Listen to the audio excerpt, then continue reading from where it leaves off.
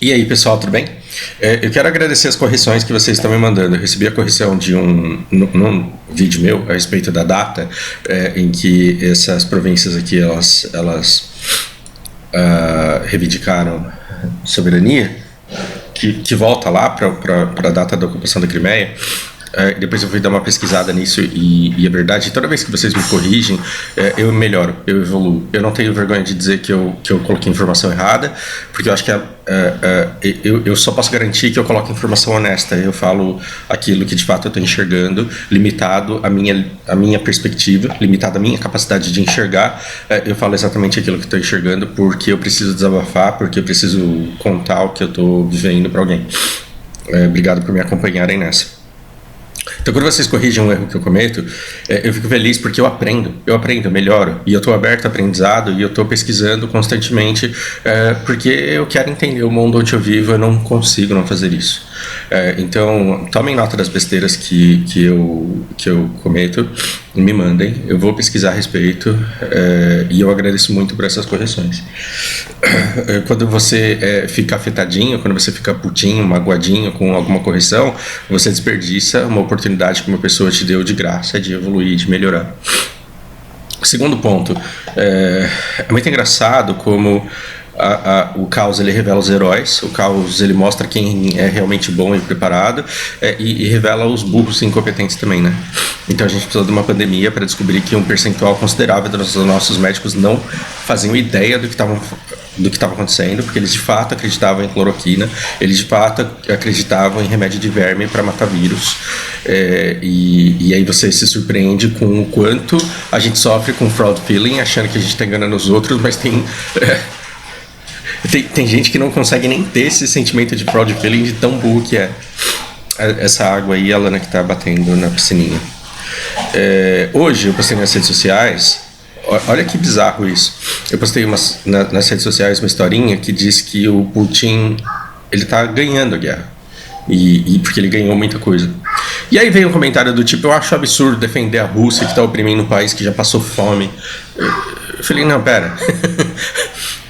Não se trata de defender ou de apoiar, trata-se de conseguir analisar um tabuleiro para entender como o mundo está hoje. Então, se eu olho para o tabuleiro, se eu analiso o tabuleiro e eu digo que o Putin está ganhando, será que eu estou defendendo a Rússia? Olha a insanidade que é associar uma coisa dessa e falar uma coisa dessa. E digo mais, eu sinto um certo ranço, eu me sinto meio mal quando eu escuto assim: não, eu tô do lado da Rússia, né? Se eu tô do lado do... Não, você não tem que estar do lado de ninguém. Na guerra tá todo mundo errado. Na guerra tá todo mundo errado e todo mundo mentindo, e as pessoas estão encontrando justificativas morais para ações injustificáveis por conflitos de interesse, mas porque esses interesses eles são muito grandes ao ponto de você estar disposto a sacrificar a vida dos outros. Então ninguém tá certo numa guerra. O que não significa que, dada a natureza do ser humano, guerras não aconteçam. A história está aí para mostrar pra gente que guerras acontecem. E quando guerras acontecem, você tem que tentar entender a amplitude delas para tentar se colocar bem no tabuleiro para que você seja afetado da menor forma possível. Então, hoje eu continuo dizendo que, no dia de hoje, limitado à minha perspectiva, limitado ao meu conhecimento, eu analiso o tabuleiro e eu enxergo que o Putin está ganhando e que ele conseguiu deixar a OTAN de mãos atadas. E eu vim aqui explicar o porquê que eu acho isso, para vocês me desmentirem e falar: Fausto, você tá viajando porque tem isso daqui que você não sabe, porque isso daí que eu não sei, eu quero saber, eu quero aprender, porque eu tô realmente interessado nesse assunto, tá? Então, por que eu acho que o Putin, neste momento da história, ele ganha e ele tem o tabuleiro para si? Porque ele conseguiu, batendo o olho assim, pelo menos 6 pontos que são vitais. Ele conseguiu 6 coisas que só de você olhar para isso, você fala: o cara é psicopata, ele é um doente, ele tá errado, mas ele é brilhante. Brilhante. Veja, quando eu falo que a pessoa é extremamente inteligente e que ela fez movimentos brilhantes, eu não estou dizendo que eu gosto do cara e que eu defendo as atitudes dele. Pelo amor de Deus, é muito importante que vocês vejam o abismo que existe entre uma coisa e outra. O que o Putin fez até agora? Ele fez uma coisa muito foda que, primeiro, ele reforma o imaginário popular sobre o poder. Popular quem? De que população? Do mundo. Em dois dias, Putin ele reforma o imaginário do mundo sobre o poder. Por quê? Porque se você nasceu na década de 80 e 90, você viu 70, 2000, você foi exposto ao objetivo principal de Hollywood, talvez depois de ganhar muito dinheiro. Muita gente enriqueceu com Hollywood, fez um monte de celebridade feliz, mas sempre tinha um clichê que precisava existir e que foi muito difundido. Os Estados Unidos é sempre enaltecido, os Estados Unidos é sempre colocado como alguém extremamente poderoso, extremamente capaz e que lida com pessoas que não merecem liderança porque não são capazes disso. Então, você sempre tem alguma coisa rolando no mundo, os ETs eles vão para os Estados Unidos, alienígenas, qualquer coisa, qualquer merda, qualquer monstro que apareça vai para os Estados Unidos, ou então aparece em algum lugar do mundo e os Estados Unidos conseguem ir lá salvar. Por quê? Porque é extremamente poderoso, porque embora as estruturas sejam falhas, os indivíduos são extraordinários. Embora as estruturas, a polícia pode até ter defeito, o FBI pode até ter defeito, a NSA pode até ter defeito, mas os cidadãos eles são impecáveis e tem um cara que vai entender o que está acontecendo de errado e ele vai sacar que tem alguma coisa muito estranha e ele sozinho vai salvar o dia. Isso é clichê americano, acontece em tudo que é filme. Então, pode ser uma distopia do... Meu Deus, o cara que escreveu a Fundação Asimov. Pode ser uma distopia do Asimov, pode ser o iRobô. O Asimov, vindo de Sorocaba, como ele vem, de Osasco, como ele vem, de onde que é o Isaac Asimov? Pois é, pode ser uma história de qualquer país, eu vou fazer um filme disso e todo mundo vai viajar na porra toda, mas vai ser Will Smith, um americano, que vai lá e vai falar, não, tem uma coisa muito errada aqui e eu vou salvar a humanidade inteira desses robôs, porque senão ia dar bosta.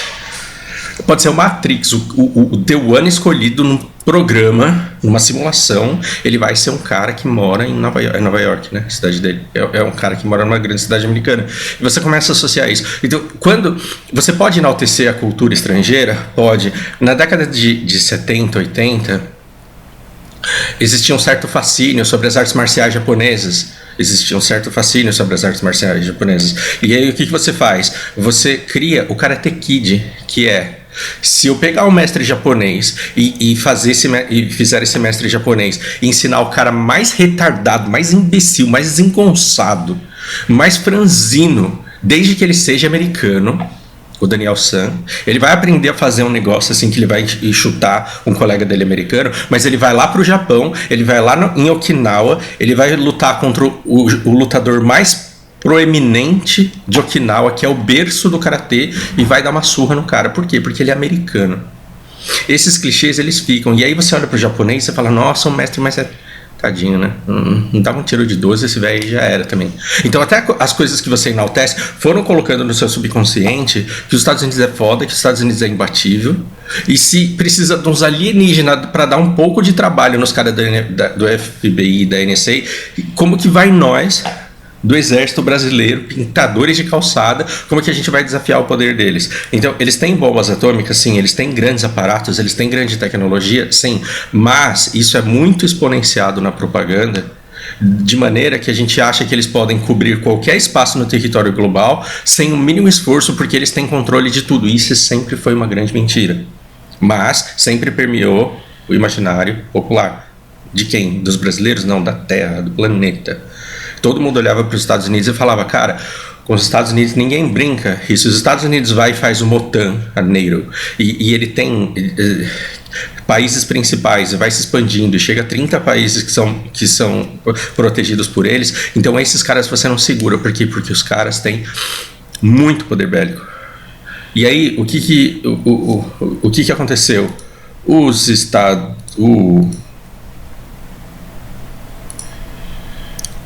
O Putin, ele faz basicamente isso daqui.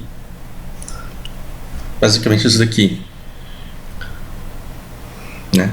Putin, se você cruzar essa linha, e a gente já vinha há 4 semanas escutando isso, se você cruzar essa linha, vai ter severe consequências. Você vai sofrer sérias consequências. Aí o Putin vai lá e passa. Eu tô falando pra você, mais um passo, quando ele entrou nas novas nações lá, que foram reconhecidas, quando ele entrou lá, que o Putin falou? Agora sim. Esses daí, eles conseguiram soberania, mas se você sair daí, você vai ver e você vai sofrer sérias consequências. Ele vai lá e vai lá para Kiev. E os caras estão aí. Então, uma grande vitória do Putin é que ele conseguiu mexer no imaginário popular. Então, as pessoas que falavam nunca, ninguém teria coragem de peitar os Estados Unidos, caralho, viado, o cara foi lá e fez. Isso já é uma vitória. Você pode achar que isso não tem peso estratégico nenhum, mas isso tem um peso estratégico, político, moral enorme. Outra coisa que foi muito mais grandiosa que o Putin conseguiu fazer, ele conseguiu atacar um país de pessoas humanizadas, e isso não revoltou a opinião pública mundial. Revoltou. Você tá bravo? Eu tô bravo. Você tá bravo? As pessoas estão bravas. As pessoas estão postando nas redes sociais, mas as pessoas não estão em choque. As pessoas não estão paralisadas. As pessoas não pararam tudo o que estão fazendo para ir lá e falar que merda é essa. As pessoas não começaram a pegar avião e ir pra Ucrânia e falar assim, olha, se você jogar uma bomba aqui, eu vou explodir junto e vou morrer em protesto. As pessoas não estão fazendo isso. E o que eu digo quando eu falo de países humanizados?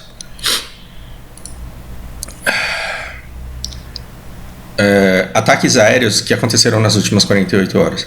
Aconteceu na Ucrânia, você ficou sabendo com certeza. Você viu foto até de jogo de videogame, você viu foto de 10 anos atrás, você viu fotos de outras guerras, você viu imagem de outras guerras em outros lugares do mundo, e você ficou puto, que você falou, o que os caras estão fazendo com os ucranianos? As ucranianas são as mulheres mais bonitas do mundo. Você tá puto. Só que teve ataque israelense na Síria, teve ataque saudita no Iêmen, teve ataque americano na Somália. Você se importou com isso? Você se importou com isso? Você ficou chocado? Você acordou de madrugada falando, caralho, o que tá acontecendo com o mundo? Por que não tô te culpando, não. Porque nem você, nem eu, nem ninguém. E por que ninguém? Porque junto com esse imaginário das pessoas, do poderio inquestionável e indesafiável americano, você também teve a desumanização de pessoas na Síria.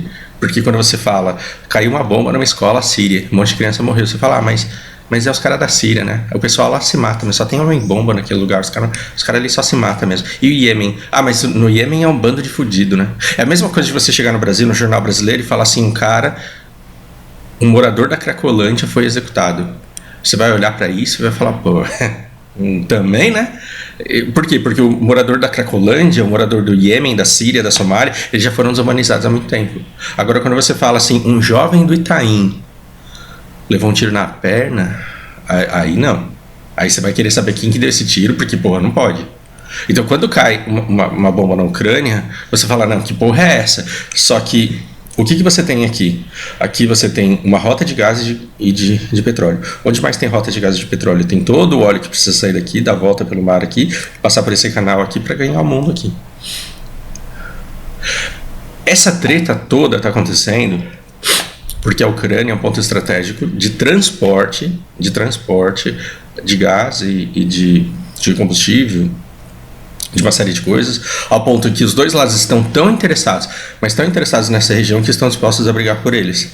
E aqui, imagina se o Iêmen, que é rota de todo o petróleo, de grande parte do petróleo que passa para o mundo inteiro, imagina se esses caras aqui da Somália, eles fossem países desenvolvidos. Imagina se fosse a Suíça aqui, imagina se fosse a França aqui, organizados politicamente, militarmente, organizados economicamente. Sabe o que esses países fariam? Eles falariam, galera, pode passar navio à vontade aqui, só que a gente vai cobrar um pedágio, tá? Não é muita coisa não, a gente vai cobrar por eixo.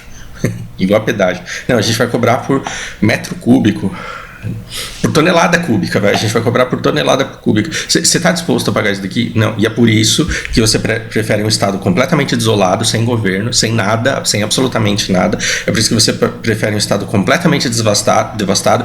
Por quê? Porque eles não se desenvolvem economicamente, eles não participam do comércio dessas rotas, eles não cobram pedágio, e é isso aí. Então, se você se pergunta por que os americanos, por que os suecos eles são ricos e por que o cara da Somália não é, isso daqui foi resultado de conflitos de interesse e disputa de território e de poder. E hoje a Ucrânia está sendo um palco, um tabuleiro onde os moradores se fodem, mas é porque lá é um tabuleiro de disputa e de poder. Agora, quando você joga uma bomba na Somália, quando você joga uma bomba no Iêmen, na Síria, é diferente de você jogar uma bomba em Israel, por exemplo, e é diferente de você jogar uma bomba em Portugal, na Itália. Isso não acontece. Se você joga uma bomba na Itália, o que você conhece dos italianos? Um bando de velhinho simpático, bem vestido, bem alimentado, gordinho, de tanto comer massa, os caras bebem vinho. Você joga uma bomba lá, separa o mundo. Por quê? Porque os italianos, eles são humanizados. Tudo bem jogar uma... Não estou dizendo que seja tudo bem, eu estou dizendo que no imaginário mundial, quando você olha para uma bomba caindo no Iêmen, na Síria, na Somália, você fala, na Cracolândia, você fala também... E tudo que vem depois desse também é uma bosta que a pessoa está falando.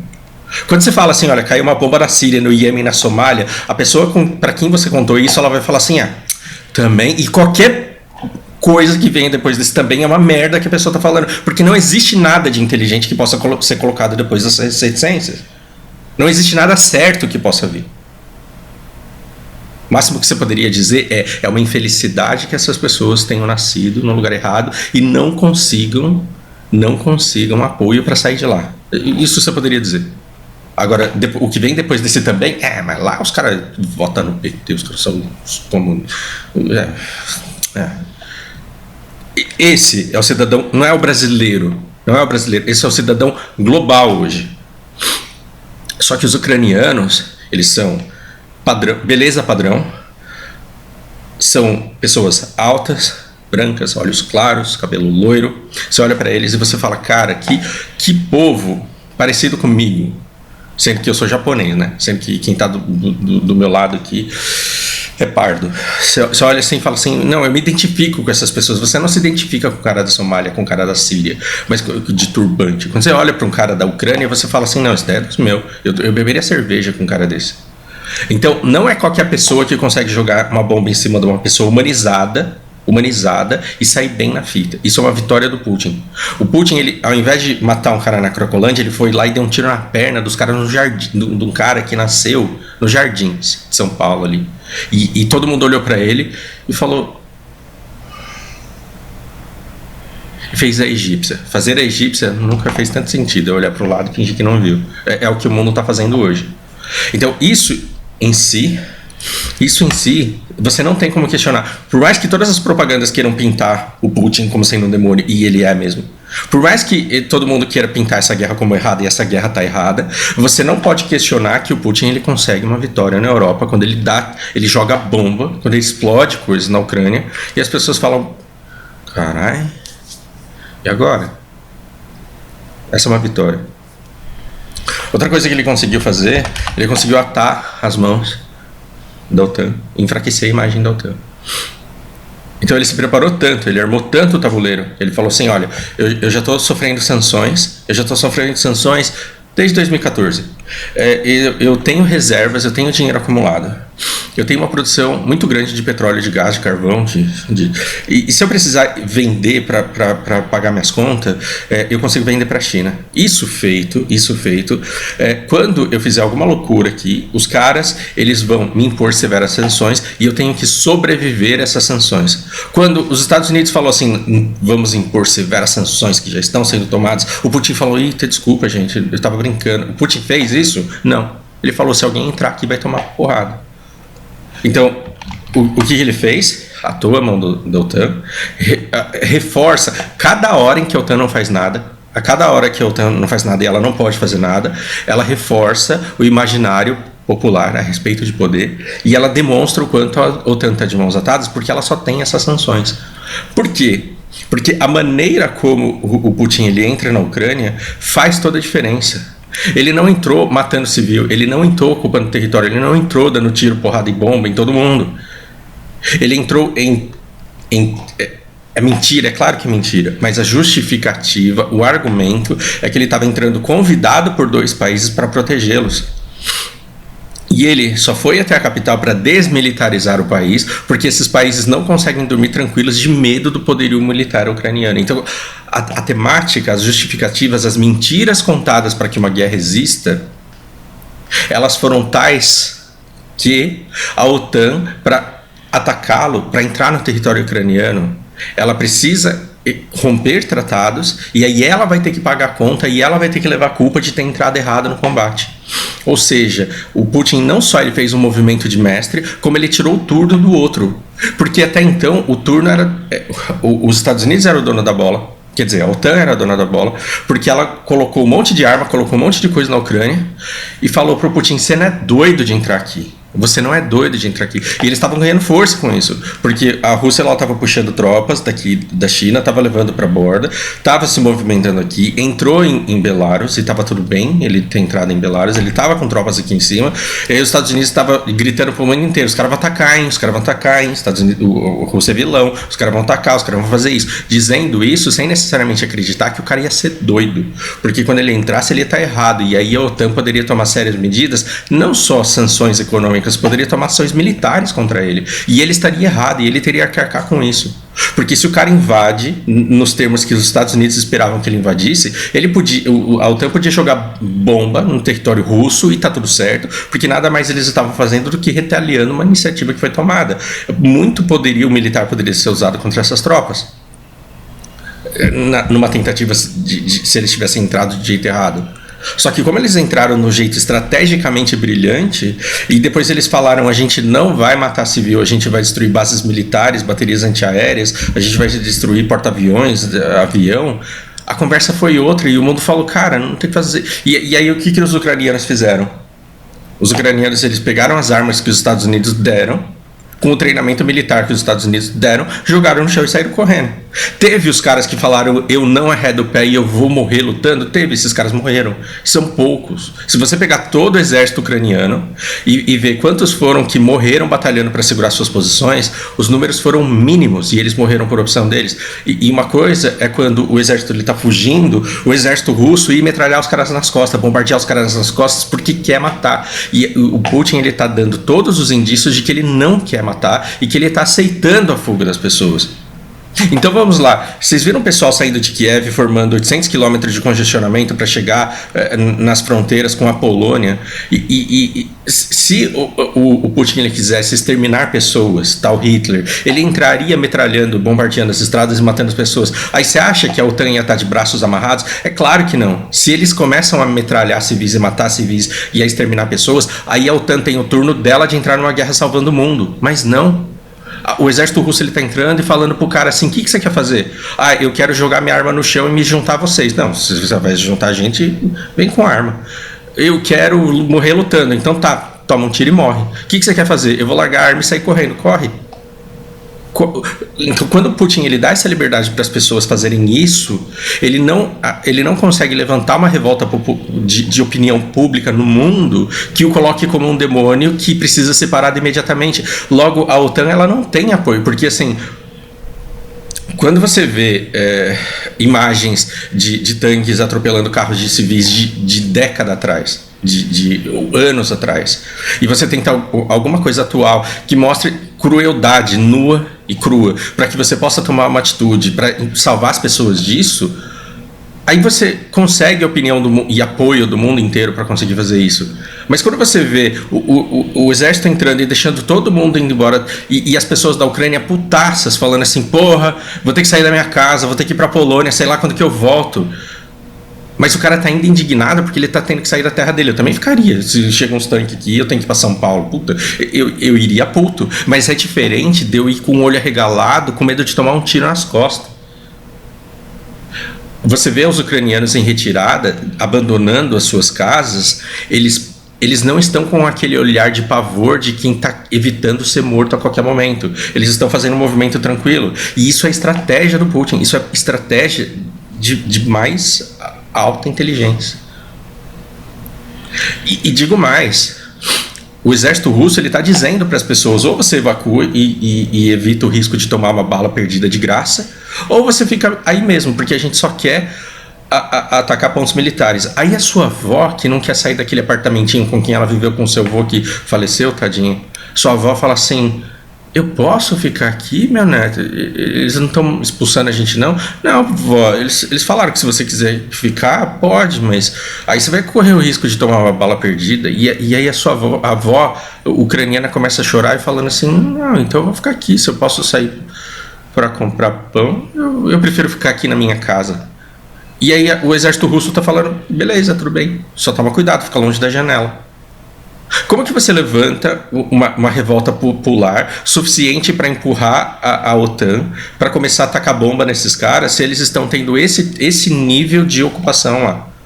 Então é como se a OTAN ela tivesse perdido um turno. Ela não pode fazer nada, porque se ela entrar na Ucrânia para bombardear os caras, ela começa a guerra e vai ser diferente. O Putin ele conseguiu invadir o país sem uma declaração de guerra, sem que uma guerra fosse reconhecida como acontecendo. E isso foi brilhante, porque se ele começasse a metralhar a gente, isso já teria acabado, o mundo já teria explodido.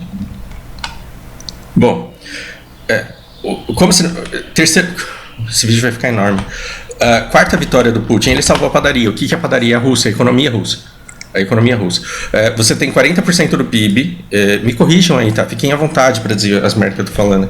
Eu quero aprender, eu tô estudando para aprender. 40% do PIB russo, ele está vindo do petróleo, do gás, do carvão, do trigo, do milho que está sendo plantado aqui e tudo que está sendo escoado para lá. Diferente do Brasil, que tem dívida interna, diferente do Japão, que tem dívida interna gigantesca, diferente de muita gente que tem, da Argentina, por exemplo, que tem dívida externa enorme, a Rússia está de boa. Ela não só não tem dívidas enormes, como ela tem reservas. Ela está de boa. E se você não vender esse gás, e o carvão, e o petróleo, a Rússia está de boa por um tempo. Não só ela está de boa por um tempo, como ela pode vender em menores quantidades por preço maior para a China. Agora, se a Europa ela deixa de comprar esses combustíveis, ela morre de frio. E depois que o verão passar, que o inverno passar, aí ela vai ter problemas para rodar a sua indústria. E aí você vai ter sérios problemas econômicos que vão afetar a vida do Fábio, do Wesley, da Luciana, que estão lá no Reino Unido falando, cara, para que preço que vai a gasolina, para que preço que vai o gás agora? A gente não sabe. A gente não sabe se a indústria vai conseguir produzir com lucro ao ponto do cidadão que mora na cidade, perto da indústria, conseguir pagar suas contas, pagar seu aluguel e viver estavelmente. Então, essas sanções, elas afetam muito mais a Europa do que a Rússia propriamente dita. Por quê? Porque a Rússia é enxuta. Lembra da reclamação do Alex? Ele falou, cara, a gente tem um exército enorme, mas a gente é pobre, a gente não tem investimento em saúde e educação, mas tem o básico, não vai morrer de fome.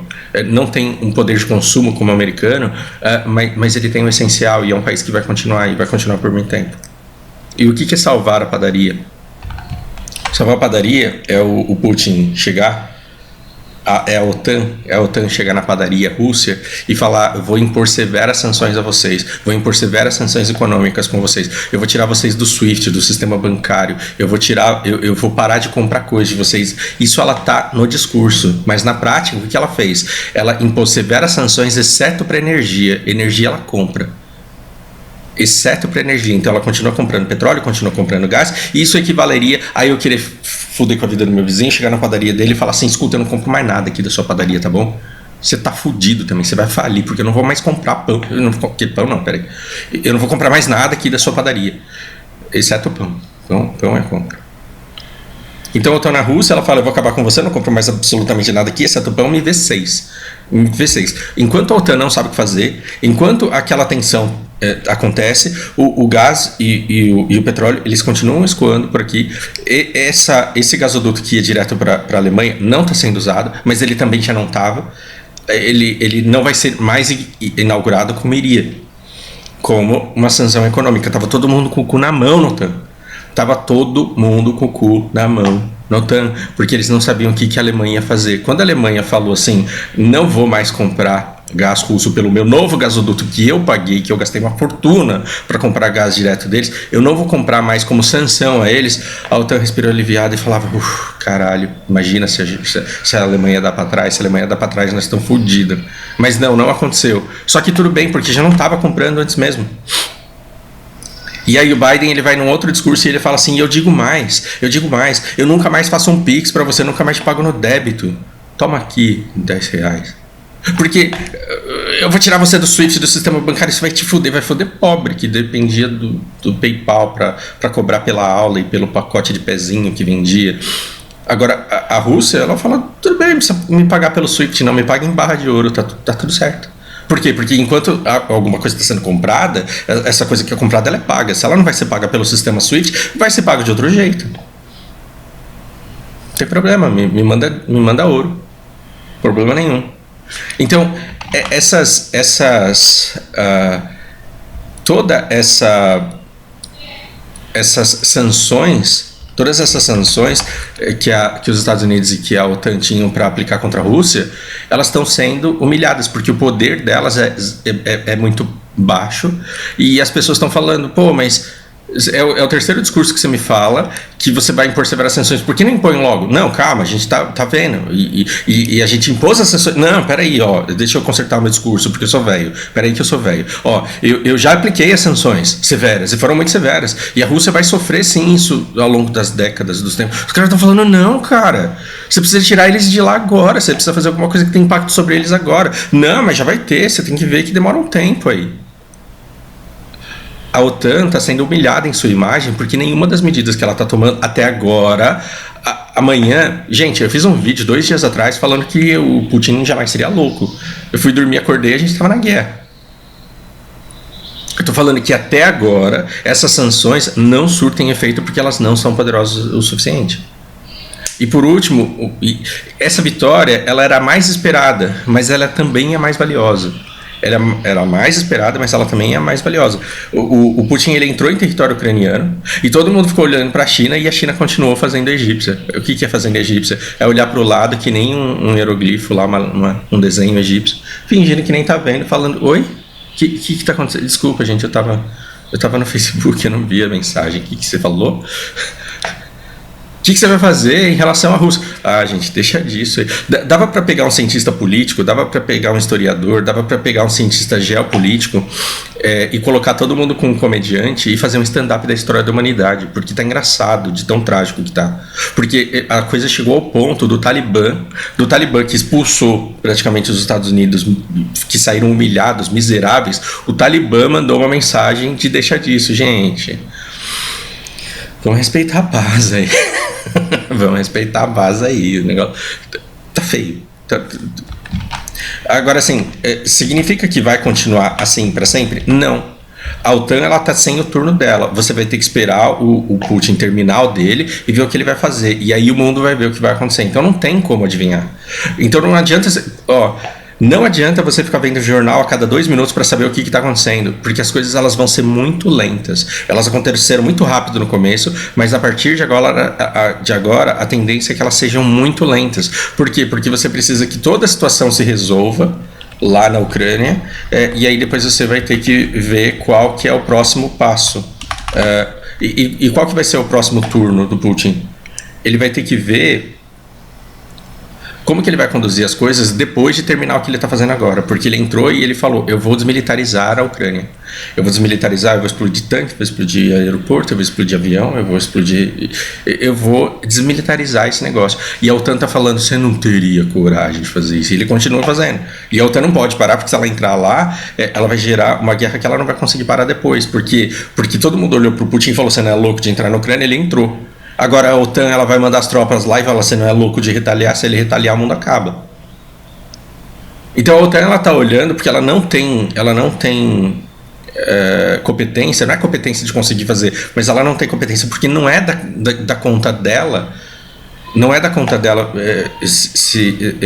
entrar, se não com uma intervenção militar. E ela está vendo a coisa acontecer. E a Ucrânia não tem como resistir a essa desmilitarização.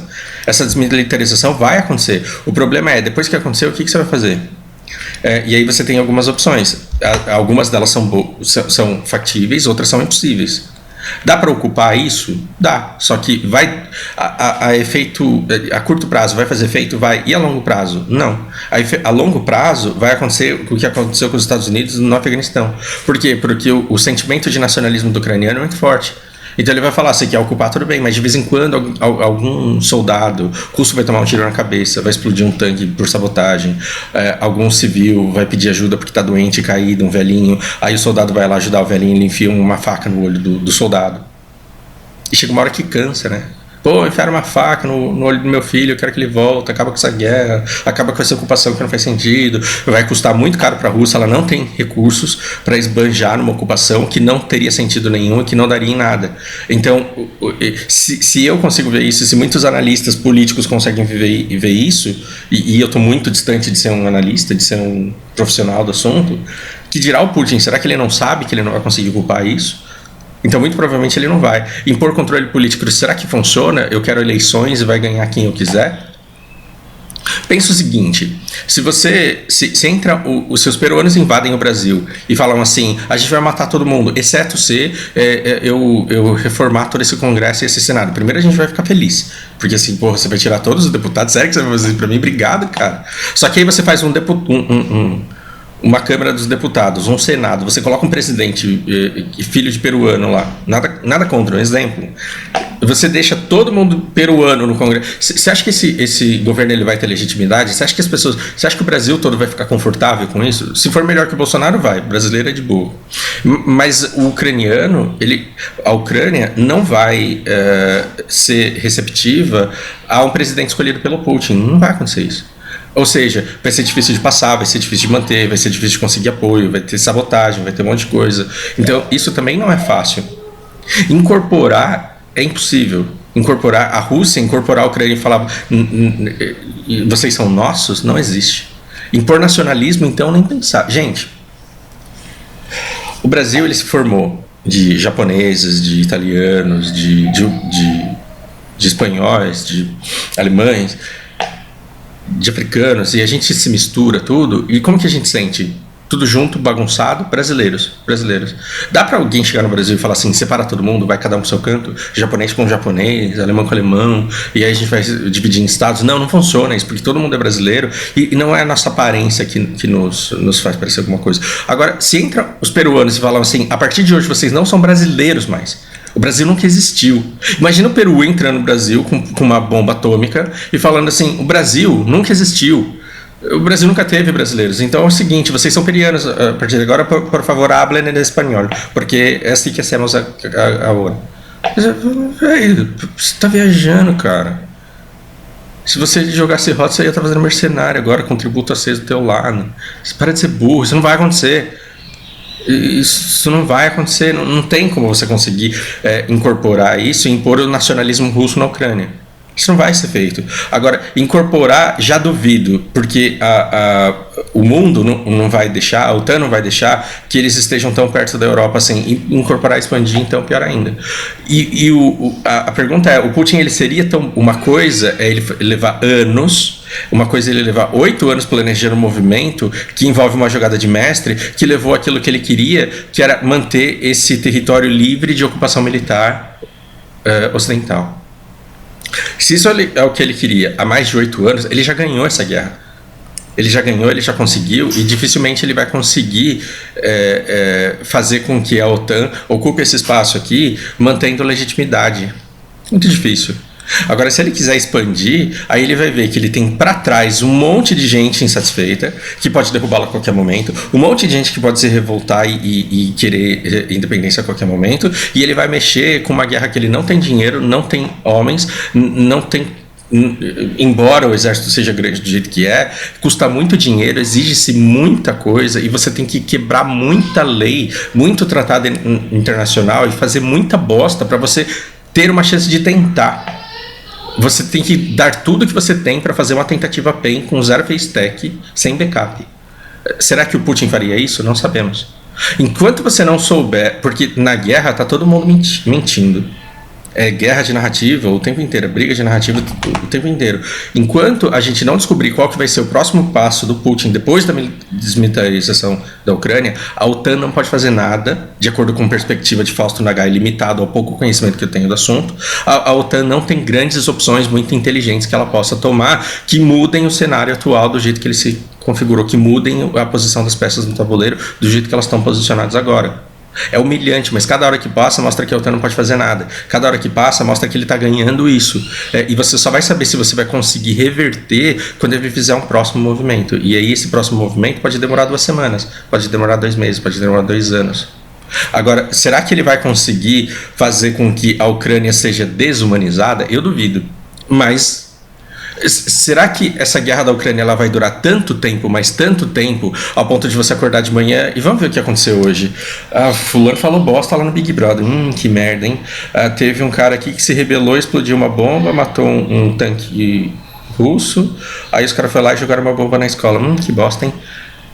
Assim, será que a gente vai e seguir para a próxima notícia para ver o seu horóscopo? Será que a Ucrânia vai ser desumanizada? Eu duvido. Eu, Fausto, duvido que isso vai acontecer. Mas essa guerra ela não acaba tão cedo. Ela não acaba tão cedo porque as repercussões, os efeitos que isso vão gerar, eles serão muito longos e eu acho que o efeito pra gente, direto na nossa vida, vai ser péssimo, porque as coisas vão ficar mais caras. Agora, em última instância, o que o Putin ele pode conseguir no final da guerra? Uma transição do eixo do poder. Ele pode se juntar com a China. A Inglaterra ela pode se deteriorar economicamente, os Estados Unidos ele pode começar a ruir, porque ele já não tem tanto poderio econômico e agora ele vai perder poderio não só militar, mas de imagem, e isso é a coisa mais valiosa que ele tinha até então, e a vitória do Putin sobre isso daqui foi espetacular. Espetacular, eu não estou falando parabéns Putin, todo do seu lado, eu estou falando espetacular de impressionante, de chocante. Então, se a Rússia se alia com a China e começa a se desenvolver agora, é um novo eixo de poder com muita possibilidade de crescimento a ser explorado e a ser vivido. E aí a Europa ela começa a se apagar cada vez mais. Há 10 anos, você escutar uma pessoa falando isso, pareceria o cara mais louco, mais doido, mais insano do mundo. Mas agora, de repente, faz sentido. E aí quando você fala assim, mas é a liberdade, a democracia, isso é desculpa de guerra, isso é discurso para você conseguir ir lá e invadir alguma coisa. Agora, se esses países eles começarem a se impor e impuserem o modelo deles, onde as pessoas têm menos liberdade, isso vai ser horrível? Claro que vai, a nossa vida vai ser uma bosta, Mas será que vai ter mais ou menos gente passando fome? Talvez tenha menos. Será que vai ter mais ou menos gente com o básico para viver com dignidade? Talvez tenha menos. Mas aí você não vai ver a nossa sociedade, a nossa elite, você não vai escutar a Jovem Pan falando assim, não, tem que lutar pelo bem da maioria. Não, você não vai escutar isso. Você vai escutar que os caras são comunistas, um bando de bandido, uns caras que querem acabar com a liberdade das pessoas. E a gente está vivendo um momento impressionante e talvez inédito na história. As próximas gerações elas estudarão esses momentos aqui como um momento de transição e de mudança, mesmo que o Putin seja assassinado amanhã e tudo isso pare, tudo isso acabe, mas o que já aconteceu até agora tem uma representatividade muito grande na nossa história. Essa é a minha opinião. Façam com que a minha opinião melhore, apontem os meus erros, e eu vou crescer junto com vocês com isso. Por hora é isso, um grande abraço para vocês.